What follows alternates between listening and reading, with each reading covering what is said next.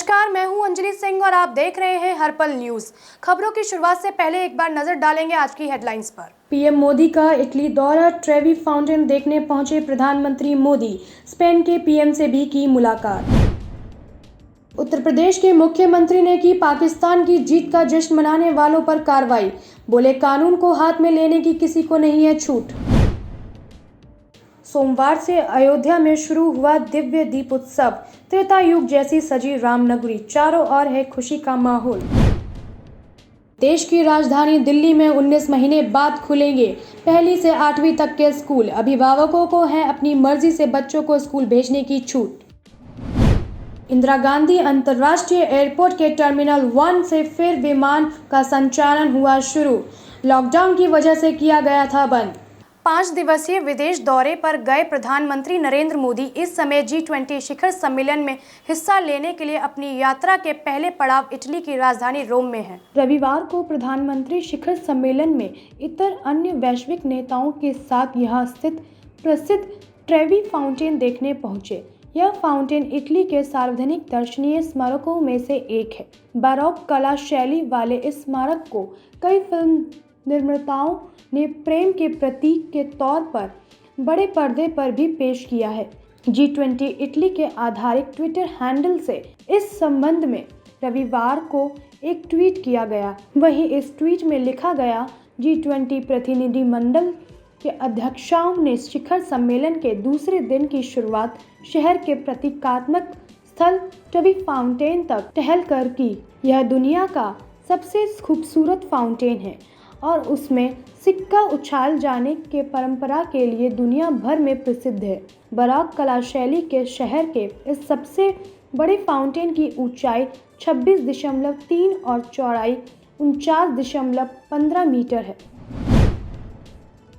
उत्तर प्रदेश के कई जनपद T20 वर्ल्ड कप में पाकिस्तान की जीत पर जश्न मनाने वालों के खिलाफ कार्रवाई की गई है। इस बीच रविवार को मुख्यमंत्री योगी आदित्यनाथ ने कहा कि कानून को हाथ में लेने की छूट किसी को नहीं देंगे।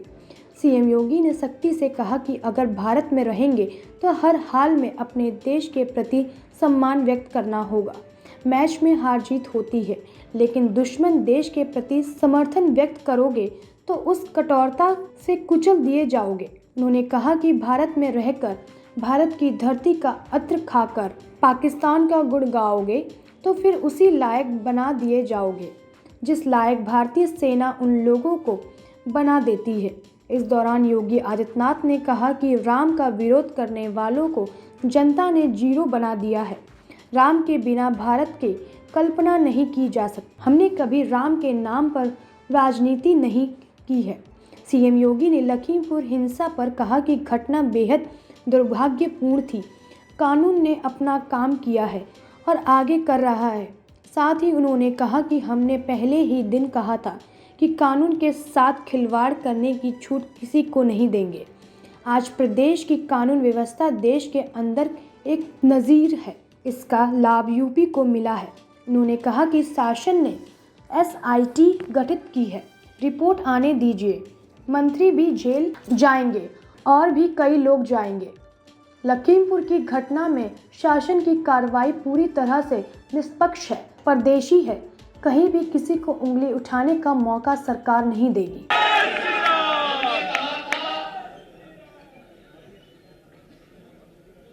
जहां बलिदान हुए मुखर्जी, वो कश्मीर हमारा है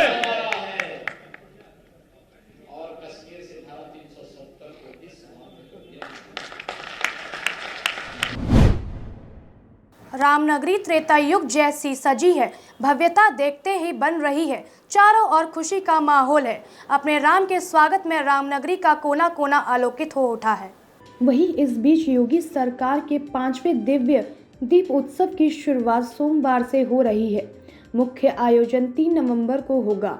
इस दिन मां सूर्य का 9 लाख दीपों से श्रृंगार किया जाएगा। अयोध्या के नाम का एक नया विश्व रिकॉर्ड बन जाएगा। इस बीच मुख्यमंत्री ने रविवार को अयोध्या आकर तैयारियों की निरीक्षण किया और 24 घंटे के भीतर सभी अधूरे काम पूरे करने के निर्देश दिए। भव्य राम मंदिर निर्माण ने सोमवार से शुरू हो रहे 5 दिवसीय दीप उत्सव की खुशी को कई गुना बढ़ा दिया है। रामायण के दृश्यों के जरिए जन जन के राम की अनुपम झलक दिख रही है। सूर्य को घंटों से लेकर राम की पेड़ी और राम कथा पार्क की भव्यता निहाल करने वाली है। रामायण के दृश्यों से सजे 20 प्रवेश द्वार राम नगरी के आभा बढ़ा रही है। मुख्यमंत्री योगी आदित्यनाथ ने 2017 में दीपोत्सव की नींव डाली थी। इस बीच 2019 में राम मंदिर के हक में फैसला आते ही इस उत्सव का उल्लास कई गुना बढ़ गया। अब चूंकि राम मंदिर का निर्माण शुरू हो चुका है, नींव का काम पूरा होने को है, ऐसे में संपूर्ण अयोध्या आह्लादित है। यह उल्लास इस दीप उत्सव में झलकाता नजर आएगा। 5 दिन तक चलने वाले इस उत्सव का मुख्य आयोजन 3 नवंबर को होगा। इस दिन सीएम योगी सहित राज्यपाल, कई मंत्री और विदेशी मेहमान शिरकत करेंगे। इस दौरान पूरे रामनगरी में करीब 12 लाख दीप जलाए जाएंगे। बता दें, दीप उत्सव के कार्यक्रम स्थलों पर अतिथियों के बैठने को लेकर रविवार को दिन भर अफसर प्लान बनाते रहे। फिलहाल अतिथियों और साधु संतों के लिए सिटिंग प्लान फाइनल कर लिया गया है। राम कथा पार्क पर अतिथि व साधु संतों के लिए अलग से मंच बनाए गए हैं। सांस्कृतिक कार्यक्रमों के लिए भी अलग से मंच बनाए गए हैं। समारोह में साधु संतों और वृष्टिजनों के पहुंचने पर उन्हें सम्मान मिले, इसका पूरा ख्याल रखा जाएगा। अफसरों ने इसका प्लान तैयार कर लिया है। इसी तरह राम की पेड़ी में भी सजे राम दरबार के सामने साधु संतों और अतिथियों के बैठने की व्यवस्था की जा रही है। राम की पैड़ी पर एक 20x30 का मंच बनाया गया है, जिस पर बैठकर संत, धर्माचार्य, अतिथि सहित सीएम योगी और राज्यपाल आतिशबाजी देखेंगे। मैं यहाँ से अयोध्या के लिए प्रस्थान करते हुए मुझे आनंद की अनुभूति हो रही है। मैं इस अवसर पर आप सभी को भी दीपावली की हृदय से मंगल कामना व्यक्त करता हूँ। ये अपनी सोच है और अपनी कार्य पद्धति भी। पर्यावरण की रक्षा के साथ साथ हम लोग अच्छे ढंग से अपने पर्व और त्योहारों को बेहतर तरीके से प्रस्तुत कर सकते हैं। पर्व और त्योहार पर्यावरण को नुकसान पहुंचाने के लिए नहीं, बल्कि उनके संरक्षण के आधार बनने चाहिए। इसमें तो गौ रक्षा भी हो रही है और गौमय से बनने वाले जो दीप हैं, इनके माध्यम से हम एक बड़ी आबादी की आस्था की भी का सम्मान कर रहे हैं। राजधानी में कोरोना महामारी की वजह से 19 महीने बाद सोमवार से 1ली से 8वीं कक्षा तक निजी और सरकारी स्कूल खुलेंगे। हालांकि स्कूल खुलने के बाद भी ऑनलाइन कक्षाएं जारी रहेंगी। कोई भी स्कूल अभिभावकों पर बच्चों के स्कूल भेजने के लिए दबाव नहीं बनाएगा। अभिभावक अपनी मर्जी से बच्चों को स्कूल भेजेंगे। इसके लिए उन्होंने स्कूल की ओर से भेजे गए गूगल फॉर्म पर सहमति देनी होगी। बता दें, बीते सप्ताह दिल्ली आपदा प्रबंधन प्राधिकरण की ओर से 1 नवंबर से सभी निजी और सरकारी स्कूल खोलने के लिए आदेश जारी किया गया था। डीडीएमए ने आदेश में कहा था कि स्कूलों को कक्षाओं में 50% से अधिक उपस्थित नहीं हो, इसे अनुसूचित करना होगा।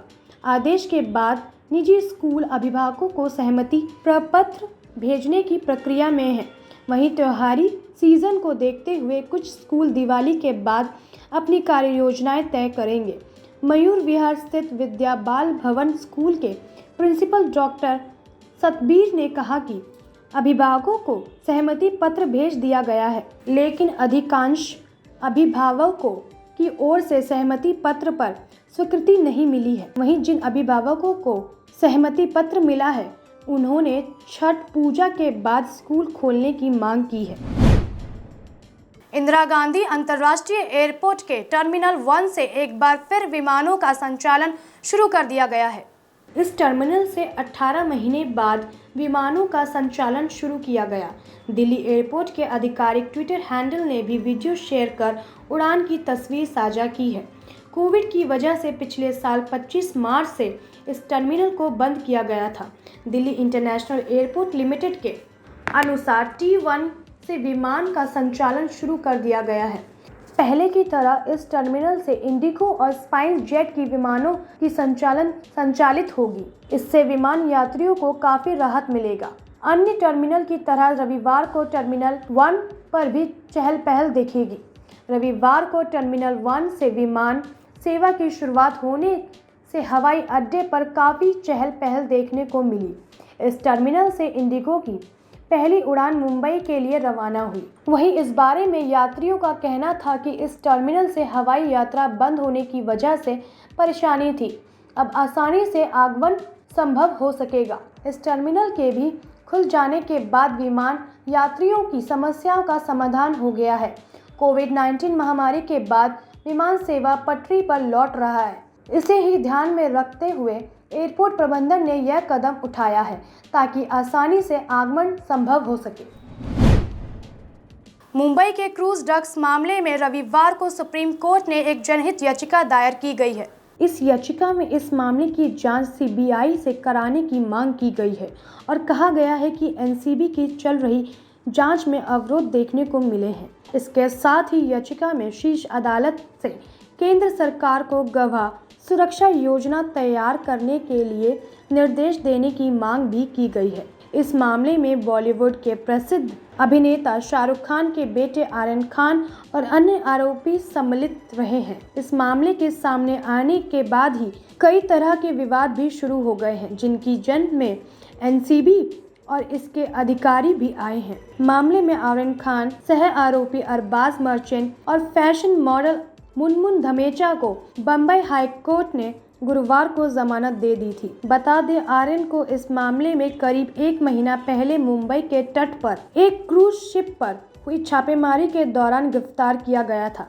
गिरफ्तारी के 25 दिन बाद उन्हें जमानत मिल गई। यह याचिका वकील ML शर्मा ने दायर की है और इस मामले में महाराष्ट्र सरकार के मंत्री नवाब मलिक की ओर से एनसीबी के जोनल निर्देशक समीर वानखेड़े को लेकर उठाए गए सवालों पर खड़े हुए विवादों का भी उल्लेख किया है।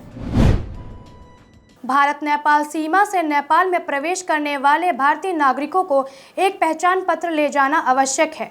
बिना पहचान पत्र अब भारतीय नागरिकों को भी नेपाल में प्रवेश नहीं मिलेगा। तीसरे देश के नागरिकों की ओर से दक्षिण सीमा से अवैध रूप से नेपाल में प्रवेश करने के बाद सरकार ने भारतीय नागरिकों के लिए पहचान पत्र अनिवार्य कर दिया है। नेपाल सरकार के गृह मंत्री बालकृष्ण खान ने सीमा प्रबंधन और सीमा अपराध रोकथाम नियंत्रण पर केंद्रीय सुरक्षा समिति की बैठक की। बैठक के दौरान सेना, पुलिस, सशस्त्र पुलिस, राष्ट्रीय जांच विभाग और अर्वेजन विभाग के अधिकारियों ने गृह मंत्री को भारतीयों की आड़ में तीसरे देश के नागरिकों की घुसपैठ को नियंत्रण करने के लिए और कदम उठाने का सुझाव दिया है। अगले दिन शनिवार को गृह मंत्री ने एक भारतीय नागरिकों को नेपाल में प्रवेश करने पर एक पहचान पत्र ले जाने की प्रावधान के संबंध में एक निर्णय पर हस्ताक्षर किया है। वहीं सुरक्षा समिति की बैठक में पारित प्रस्ताव पर हस्ताक्षर करने से पहले गृह मंत्री ने कहा कि हवाई और भूमि चौकियों से सुरक्षा चुनौतियां बढ़ रही हैं। गृह मंत्री ने जानकारी दी है कि सुरक्षा समिति के फैसले को लागू करने के लिए रविवार को चारों सुरक्षा एजेंसियां और जिला प्रशासन कार्यालयों को सर्कुलर जारी किया जाएगा। मंत्रालय के मुताबिक सीमा पर सीसीटीवी और अन्य तकनीक से निगरानी बढ़ाने, भारत से प्रवेश करने वालों की पहचान पत्र की जांच करने और मौखिक पूछताछ करने और छोटी चौकियों अन्य जगहों पर सुरक्षा बढ़ाने का आदेश जारी किया है। इस संबंध में इंस्पेक्टर बहलियार नवीन पांडेल ने बताया कि नेपाल प्रवेश के दौरान पहचान पत्र अनिवार्य है। भारतीय किसान यूनियन के राष्ट्रीय प्रवक्ता राकेश टिकैत ने सरकार पर एक बार फिर से हमला बोला है। राकेश टिकैत ने केंद्र सरकार को सीधे चेतावनी दी है। भकुइया के राष्ट्रीय प्रवक्ता राकेश टिकैत ने रविवार की सुबह ट्वीट किया और लिखा, अगर किसानों को बॉर्डरों से जबरन हटाने की कोशिश हुई तो वह देश भर में सरकारी दफ्तरों को गल्ला मंडी बना देंगे। गाजीपुर बॉर्डर से हटाए जा रहे बैरिकेडिंग पर किसान नेता राकेश टिकैत ने कहा कि प्रशासन जेसीबी की मदद से यहां लगे टेंट को उखाड़ने की कोशिश कर रहा है। अगर प्रशासन यहां से टेंट उखाड़ेगा तो किसान सरकारी दफ्तरों के बाहर टेंट लगा लेंगे। भकुइया के राष्ट्रीय मीडिया प्रभारी धर्मेंद्र मलिक ने कहा कि सरकार पिछले कई दिनों से साजिश कर रही है, मगर ऐसी साजिशों से किसान आंदोलन का समाधान नहीं हो पाया है। उन्होंने बताया कि 6 नवंबर को सिंधु बॉर्डर पर किसान की बड़ी बैठक में आगे की रणनीति पर चर्चा होगी। इससे पहले अमरोहा में किसान महापंचायत में भकुइया के राष्ट्रीय प्रवक्ता राकेश टिकैत ने केंद्र सरकार पर जमकर हमला बोला है। कहा कि जब तक सरकार तीनों कृषि कानूनों को वापस नहीं लेगी तब तक आंदोलन जारी रहेगा। दिल्ली बॉर्डर खाली नहीं हुआ है, यहाँ आंदोलन किसानों की रोटी और खेती बचाने के लिए है। सरकार किसानों की जमीन बड़ी कंपनियों को देने की तैयारी में है। इससे रोटी भी बड़े लोगों की तिजोरी से बंद हो जाएगी, लेकिन ऐसा नहीं होना दिया जाएगा। सरकार को 26 नवंबर तक का अल्टीमेट है। 26 तक समाधान नहीं निकला तो नई रणनीति का ऐलान किया जाएगा। राकेश टिकैत शनिवार को अमरोहा के जोही मैदान में किसान महापंचायत को संबोधित कर रहे थे। देश दुनिया की बाकी खबरों के लिए बने रहिए हर्पल न्यूज़ के साथ।